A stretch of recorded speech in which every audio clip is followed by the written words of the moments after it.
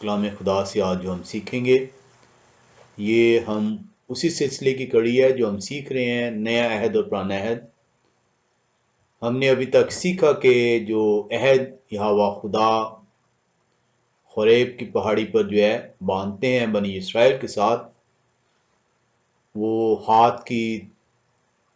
انگلی سے جو ہے پتھر کی دو لوحوں پر تحریر کرتے ہیں، اور وہ 10 احکام ہیں، اور ان احکام کو جو ہے عہد کے صندوق میں رکھا جاتا ہے۔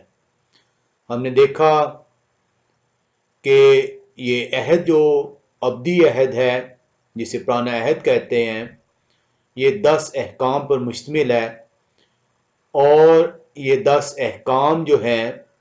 یہ بنی نوع انسان کی بھلائی کے لیے جو ہے خدا قدوس نے دیے، اور ان کو ماننے کا طریقہ کار جو ہے وہ موشے کو بتاتے ہیں، اور وہ موشے انہیں اپنے ہاتھ کی تحریر سے لکھتے ہیں، اور وہ 613 احکام ہیں، اور وہ جس کتاب میں وہ لکھتے ہیں موشے، اس کتاب کو دا بک آف موشے یا دا بک آف لا کہا جاتا ہے، موسوی شریعت کہا جاتا ہے، اور وہ عہد کے صندوق کے باہر جو ہے رکھی جاتی ہے وہ کتاب۔ ہم نے کلام خدا کے اندر سے یرمیہ نبی کی کتاب اس کا 31ویں باب میں دیکھا، اس کی 31 سے 34ویں آیت میں ہم نے دیکھا کہ ایک نئے عہد کی جو ہے وہ بات ہو رہی ہے پرانے عہد نامے میں۔ ہم نے اس نئے عہد کو دیکھا کہ وہ نئے عہد جو ان سے ہے وہ کیا ہے۔ کلام خدا کے اندر سے ہم نے سیکھا کہ نئے عہد جو ہے یہ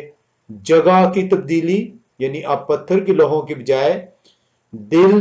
کے اوپر جو ان سے لکھنے کا کہا گیا ہے،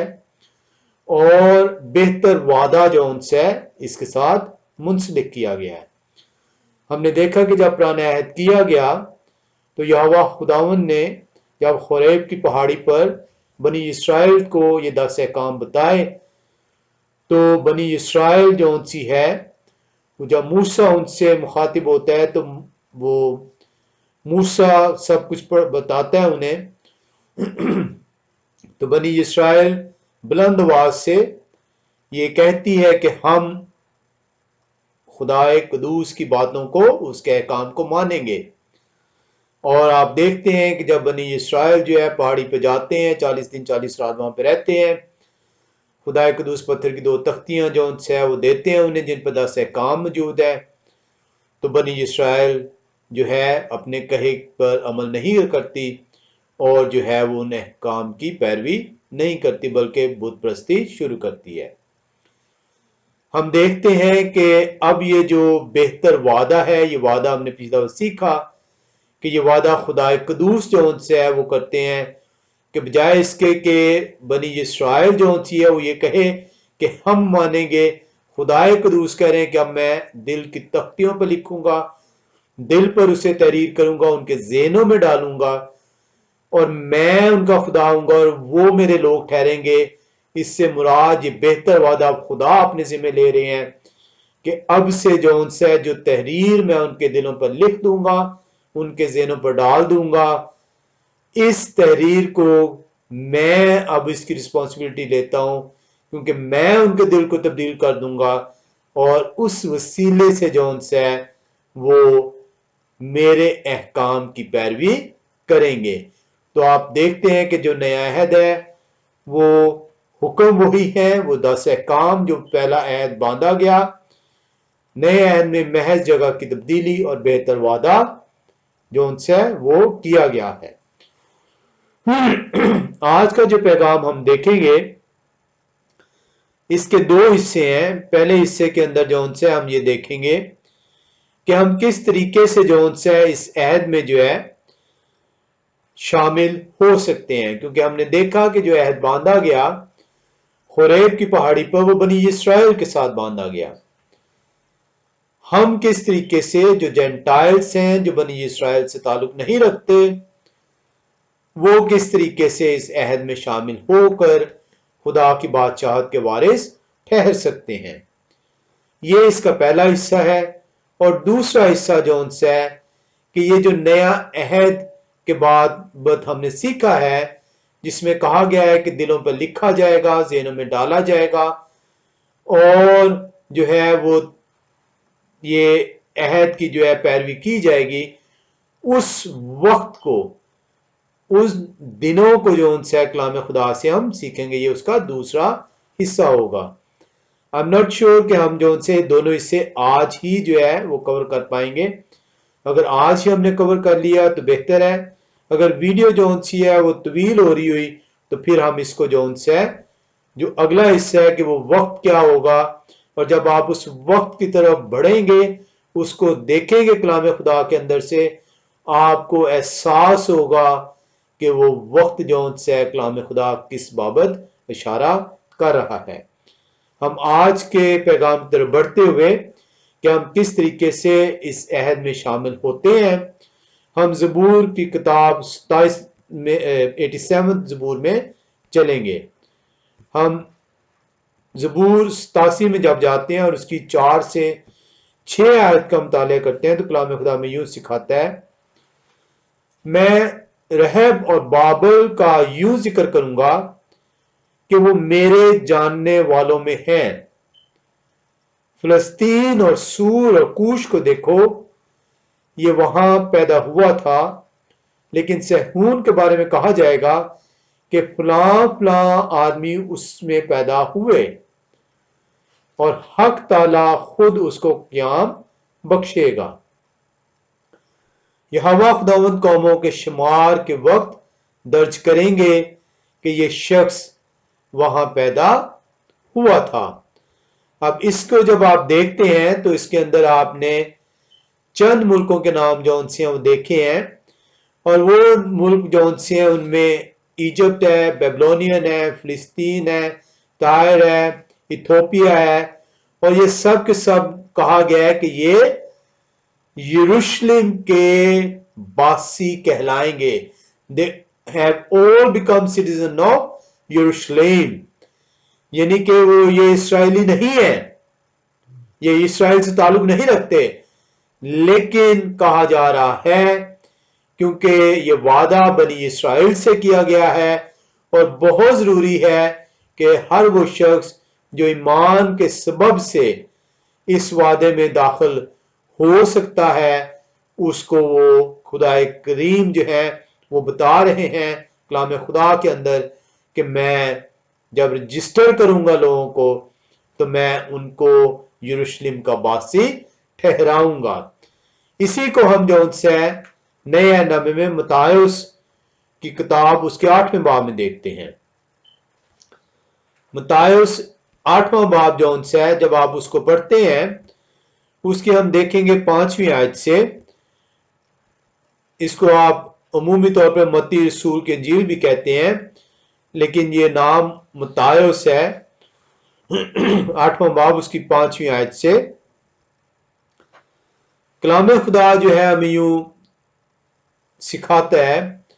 और जब वो कफरनहूम में दाखिल हुए तो एक सूबेदार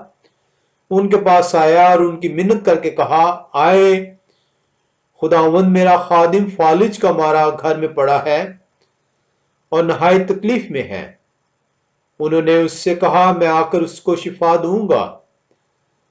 सूबेदार ने जवाब में कहा, आए खुदावंद, मैं इस लायक नहीं कि तू मेरी छत के नीचे आए, बल्कि सिर्फ जुबान से कह दे तो मेरा खादिम शिफा पा जाएगा, क्योंकि मैं भी दूसरे के इख्तियार में हूं और सिपाही मेरे मातहत हैं, और जब एक से कहता हूं कि जा तो वो जाता है, और दूसरे से कि आ तो वो आता है, और अपने नौकर से ये कर तो वो करता है। यहोवा शाह ने यह सुनकर ताजुब किया और पीछे आने वालों से कहा, मैं तुमसे सच कहता हूं कि मैंने इस्राएल में भी ऐसा ईमान नहीं पाया, और मैं तुमसे कहता हूं कि बथेरे पूरब और पश्चिम से आकर अब्राहम और यित्काक और याकूब के साथ आसमान की बादशाही की जियाफत में शरीक होंगे। यहोवा शाह बता रहे हैं कि आसमान की बादशाहत में बनी इस्राएल ही सिर्फ नहीं, वादा जो किया है बनी इस्राएल से किया है, लेकिन ईमान के सबब से यहोवा शाह भी अब बता रहे हैं, मैं तुमसे कहता हूं कि बथेरे पूरब और पश्चिम, east and waste both, not only the specific countries anymore, from east and from the west, हर तरफ से आकर अब्राहम और यिtzchak और याकूब के साथ आसमान की बादशाही की ज़ियाफत में शरीक होंगे। मगर बादशाही के बेटे बनी इस्राइल जिनको के साथ अहद बांधा गया, बाहर अंधेरे में डाले जाएंगे, वहां रोना और दांत पीसना होगा। कलाम खुदा जो है यहाँ पे हमें बता रहे हैं, और ये बड़ा जरूरी है इसको समझना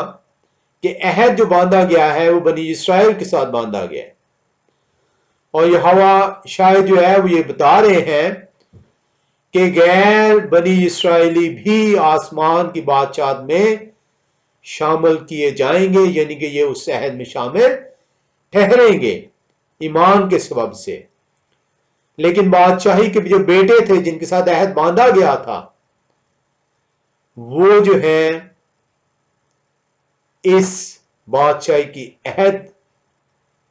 जो बादशाहत आसमान की बादशाहत है इसके वारिस ना ठहरेंगे। तमाम के तमाम नहीं, लेकिन वो शख्स, वो इस्राएली जो हुक्मों पर अमल पैरा नहीं रहेंगे, वो आसमान की बादशाहत से काट डाले जाएंगे। ये बहुत जरूरी है इसको समझना कि महज जिस्मानी लिहाज से इस्राएली होना काफी नहीं है। कलाम खुदा हमें बताता है कि बहुत से बनी इस्राएल खुदा की बादशाहत के वारिस नहीं ठहरेंगे। हम एक और हवाले में चलते हैं और हम यशायाह, जिसे आप अमूमी तौर पे यसाया कहते हैं, यसाया नाम नहीं है, यशायाह नाम है। ये इब्रानी ज़बान का लफ्ज है। यशायाह 44वें बाब में हम आते हैं। हम यशायाह का 44वें बाब में हम आते हैं और कलाम खुदा से हम पहली 5 आयात की तिलावत करते हैं। लेकिन अब याकूब मेरे खादम और इस्राएल मेरे बरगुज़ीदा सुन। यहोवा खुदावंद तेरे खालिक जिन्होंने रहम ही से तुझे बनाया और तेरी मदद करेंगे, यूं फरमाते हैं, क्या याकूब मेरे खादिम और यसून मेरे बरगुज़ीदा खौफ ना कर, क्योंकि मैं प्यासी जमीन पर पानी उंडेलूंगा और खुश जमीन में नदियां जारी करूंगा। मैं अपनी रूह तेरी नस्ल पर और अपनी बरकत तेरी औलाद पर नाजिल करूंगा, और वो घास के दरमियान उगेंगे जैसे बहते पानी के किनारे पर बैद हो। एक तो कहेगा मैं यहोवा खुदावंद का हूं, और दूसरा अपने आप को याकूब के नाम का ठहराएगा, और तीसरा अपने हाथ पर लिखेगा मैं यहोवा खुदावंद का हूं, और अपने आप को इस्राएल के नाम से मुकल्लब करेगा। हम यहां पर देख रहे हैं कि वो लोग जो कि कलाम खुदा यशायाह 44वें बाब में हमें ये सिखा रहा है कि जो बनी इस्राएल है वो रहम ही से, वो इब्तिदाई से खुदा उन्हें चुनते हैं, अपना अहद उनसे बांधते हैं, उन्हें बरकतों जो उनसे ऐसे नवाजते हैं, उन्हें कहते हैं मैं आपका खुदा ठहरूंगा, मैं अपनी रूह आपके अंदर डालूंगा। लेकिन आप देखते हैं कि बनी इस्राएल इन सब के बावजूद वो गुमराही का शिकार होते हैं। बहुत सारे लोग जो बनी इस्राएल के हैं, इन हुक्मों के बावजूद जो उन्हें अता किए गए, تاکہ وہ خدا کی چنی ہوئی قوم ٹھہر سکیں اور خدا کی بادشاہت کے وارث جو ہیں وہ ٹھہریں اور اس بادشاہت میں داخل ہو سکیں، وہ حکموں کو توڑتے ہیں۔ اور آپ دیکھتے ہیں کہ کلام خدا یہ بتا رہا ہے، یہوہ شاہی کہتے ہیں کہ ہر بنی اسرائیل خدا کی بادشاہت کا وارث نہیں ٹھہرے گا۔ بہت کم لوگ خدا کی بادشاہت کے وارث ٹھہرائے گئے ہیں، اور اس کی ریزن ہے، اس کی ریزن ہم متی 7 باب کی 14ویں آیت میں دیکھتے ہیں۔ متی رسول کی انجیل اس کا 7واں باب، اور جب اس کی 14ویں آیت میں آپ آتے ہیں تو کلام خدا آپ کو جو ہے وہ یوں بتاتا ہے، کیونکہ وہ دروازہ تنگ ہے اور وہ راستہ سکڑا ہے جو زندگی کو پہنچاتا ہے، اور اس کے پانے والے تھوڑے ہیں۔ جب تک آپ اپنے آپ کو ڈسپلن نہیں کریں گے، بنی اسرائیل جو رحم ہی سے چن لی گئی، جن کے ساتھ خدا نے برکتوں کے وعدے کیے، جن کو برکتیں بخشیں، جن کو غلامی سے رہائی دلائی، جب وہ گناہ کرتے ہیں تو خدا کی بادشاہت کے وارث نہیں ٹھہرتے۔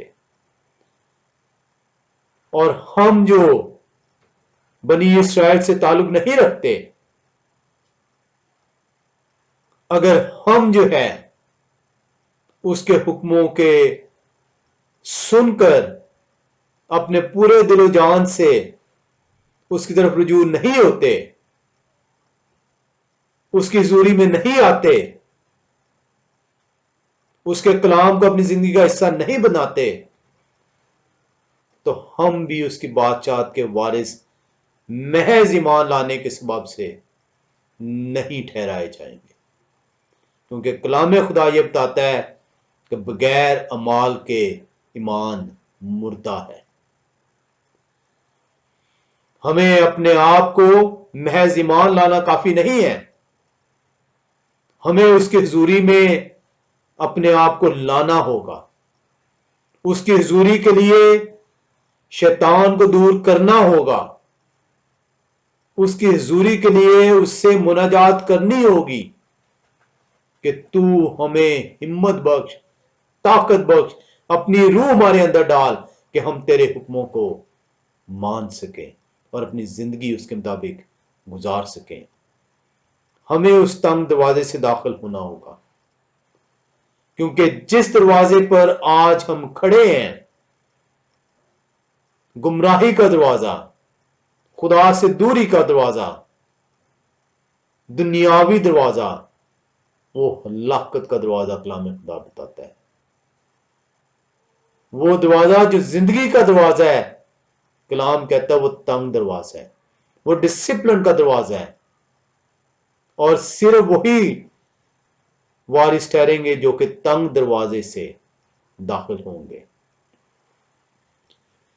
ہم ایک اور حوالے میں آتے ہیں، لوکاس 13 باب میں۔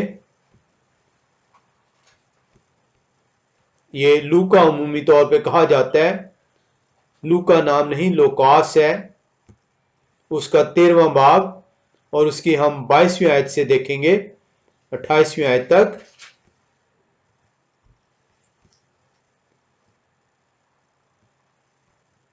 کلام خدا لوکاس 13 باب 22ویں آیت سے 28ویں آیت تک یوں کلام خدا میں سکھاتا ہے، وہ شہر شہر اور گاؤں گاؤں تعلیم دیتے ہوئے یروشلم کا سفر کر رہے تھے، اور کسی شخص نے ان سے پوچھا کہ آئے خداوند کیا نجات پانے والے تھوڑے ہیں؟ اس نے ان سے کہا، جاں فشانی کرو کہ تنگ دروازے سے داخل ہو، کیونکہ میں تم سے کہتا ہوں کہ بتھیرے داخل ہونے کی کوشش کریں گے اور نہ ہو سکیں گے۔ یہوہ شاہ آپ کو بار بار کہہ رہے ہیں کہ جان فشانی کرنی پڑے گی. محض ایمان لانے سے، محض جو ہے وہ کلام خدا کو کھولنے سے اور پڑھنے سے آپ اس دروازے سے داخل نہیں ہو سکیں گے. آپ کو جان فشانی کرنی پڑے گی. آپ دنیاوی کاموں کے اندر جان فشانی کرتے ہیں، آپ کو خدا کے رستے کے اوپر چلنے کے لیے جان فشانی کرنی ہوگی. کیونکہ میں تم سے کہتا ہوں کہ بتھیرے داخل ہونے کی کوشش کریں گے اور نہ ہو سکیں گے. جب گھر کا مالک اٹھ کر دروازہ بند کر چکا ہو اور تم باہر کھڑے دروازہ کھٹکھٹا کر یہ کہنا شروع کرو کہ اے خداوند ہمارے لیے کھول دے، اور وہ جواب دے کہ میں تم کو نہیں جانتا کہ کہاں کے ہو، اس وقت تم کہنا شروع کرو گے کہ ہم نے تو تیرے روبرو کھایا پیا اور تو نے ہمارے بازاروں میں تعلیم دی. مگر وہ کہے گا میں تم سے کہتا ہوں کہ میں نہیں جانتا تم کہاں کے ہو. آئے بدکارو تم سب مجھ سے دور ہو، وہاں رونا اور دانت پیسنا ہوگا. جب تم ابراہم اور یتخاک اور یعقوب اور سب نبیوں کو خدا کی بادشاہی میں شامل اور اپنے آپ کو باہر نکالا ہوا دیکھو گے. اپنے آپ میں یہ گھمنڈ نہ کریں کہ محض آپ کلام خدا کو پڑھنے سے، سننے سے، جاننے سے آپ خدا کی بادشاہت میں داخل ہو جائیں گے. خدا کی بادشاہت میں داخل ہونے کے لیے کلام خدا یہ بتا رہا ہے کہ جان فشانی کرنی ہوگی، محنت کرنی ہوگی، اس کی طرف رجوع لانا ہوگا. یہ ہے وہ تنگ دروازہ جس سے آپ داخل ہو سکیں گے. اور 29ویں آیت بتاتی ہے اور پورب پچھم اتر دکن سے لوگ آ کر خدا کی بادشاہی کی ضیافت میں شریک ہوں گے. کلام خدا آپ کو بتا رہا ہے کہ بنی اسرائیل ہی صرف نہیں، ہر کونے سے ہر وہ شخص جو ایمان یافتہ ہوگا، پھر سے کہہ رہا ہوں کہ ایمان بغیر اعمال کے مردہ ہے. ایمان یافتہ کا ہرگز مطلب نہیں جو ایمان جس کے ساتھ نہیں ہے. جب ایمان یافتہ ورڈ یوز ہوگا تو اس کا مطلب ہے کہ ہر وہ شخص جو ایمان رکھتا ہے اور اس کے مطابق عمل پر آ ہے، وہ آسمان کی بادشاہت کے وارث ٹھہرائے جائیں گے. کلام خدا جو ہے واضح طور پہ بیان کرتے ہیں کہ کون کون سے اتر دکن پچھم پورب ہر جگہ سے ایماندار شخص آسمان کی بادشاہت کے وارث ٹھہرائے جائیں گے. آپ بے شمار حوالے اس کے متعلق دیکھ سکتے ہیں کہ کون کون سے آسمان کی بادشاہت کے وارث ہیں. اور یہ وہ سبب ہے کہ جب ہم اس کے کلام کو سنیں، اس پر ایمان لائیں اور اس کے مطابق اپنی زندگیوں کو بسر کریں تو ہم اس وعدے میں شامل ٹھہرائے جاتے ہیں. رومیو 9:6 میں آئے تو وہاں پر ہے کہ وہ اسرائیلی نہیں جو اسرائیل سے ہے. اسرائیلی وہ ہے جو خدا کو قبول کرتا ہے، خدا کے حکموں کو اپنے اندر رکھتا ہے اور اس کے مطابق اپنی زندگی گزارتا ہے. ہم گلتیوں 3 باب اس کی 7ویں آیت میں آتے ہیں. گلتیوں کا خط 3 باب اور اس کی جب آپ 7ویں آیت کو دیکھتے ہیں تو کلام خدا آپ کو یوں بیان کرتا ہے، پس جان لو کہ جو ایمان والے ہیں وہی ابراہام کے فرزند ہیں. This is how the Gentiles become the owners of that covenant. یہ وہ سبب ہے. ہر وہ شخص جو جسمانی لحاظ سے ابراہام سے ہے وہ آسمان کی بادشاہت کا وارث نہیں ہے. ابراہام کی نسل آپ ایمان کے سبب سے ٹھہریں گے، کیونکہ وعدہ ابراہام سے خدا نے کیا کہ تیری نسل آسمان کی اس بادشاہت کی وارث ٹھہرے گی، وہ اللہ کا جو ہے جہاں پہ بادشاہت قائم ہوگی. اور کلام خدا آپ کو غلطیوں 3:7 میں بتاتا ہے، بس جان لو کہ جو ایمان والے ہیں، not بنی اسرائیل، not a specific nation,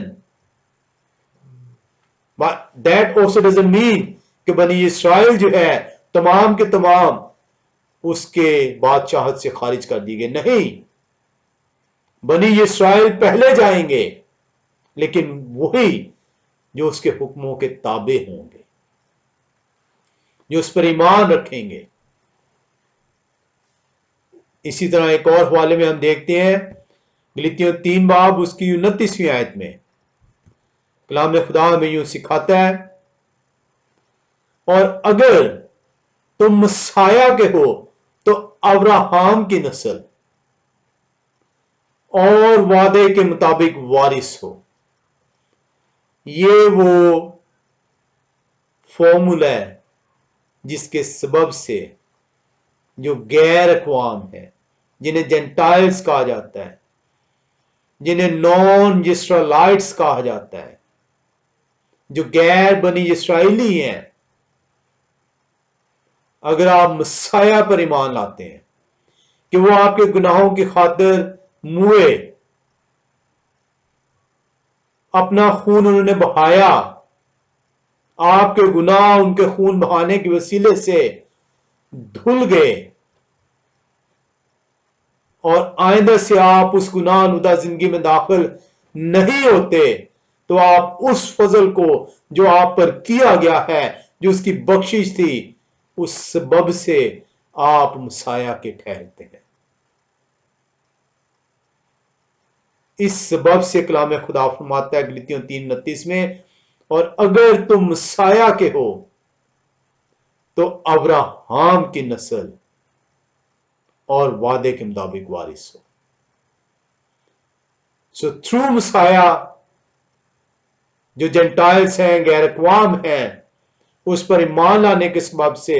ان کے گناہ بخشے جاتے ہیں، اور پھر جب وہ دوبارہ گناہ آلودہ زندگی میں نہیں داخل ہوتے، اس کے حکموں کو قبول کرتے ہوئے اپنی زندگیوں میں لے کر آتے ہیں، وہ ابراہام کے فرزند کہلاتے ہیں، اور ابراہام کے فرزند کہلانے کی وجہ سے وعدہ کے وارث ٹھہرتے ہیں.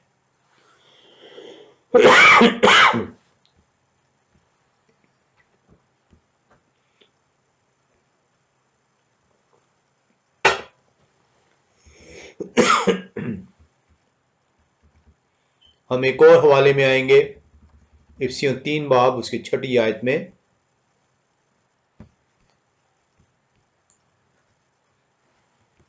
افسیوں کا خط 3 باب اور اس کی 6 آیت کلام خدا میں یوں سکھاتا ہے، یعنی یہ کہ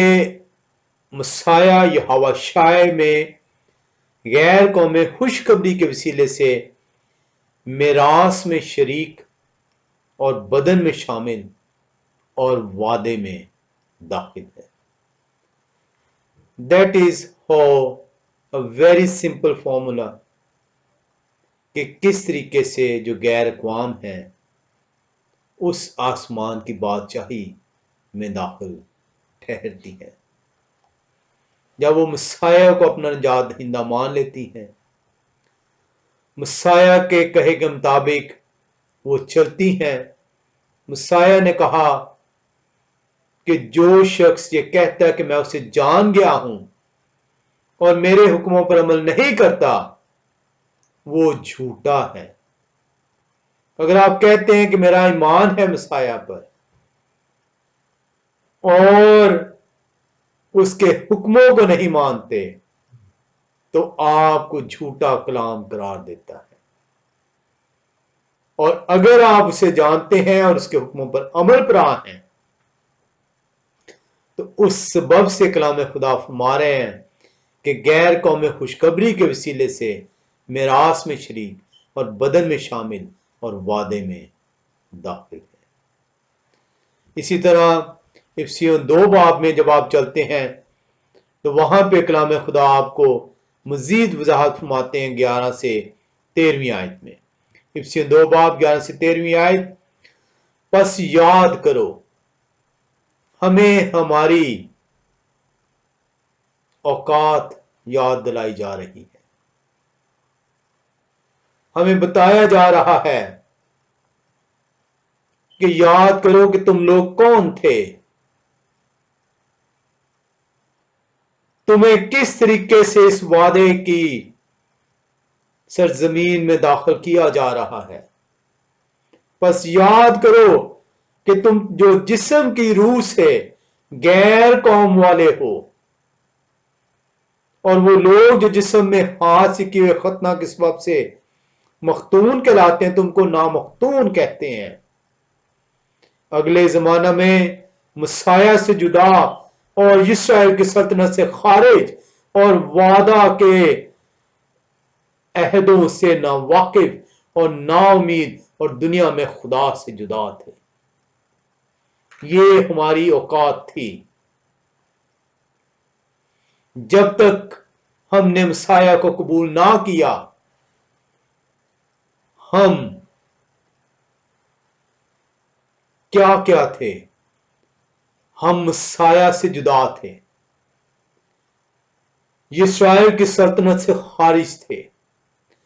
وعدہ کے عہدوں سے نا واقف تھے، نا امید تھے، کسی قسم کی امید نہیں تھی کہ مرنے کے بعد کیا ہوگا، اور دنیا میں خدا کے وجود سے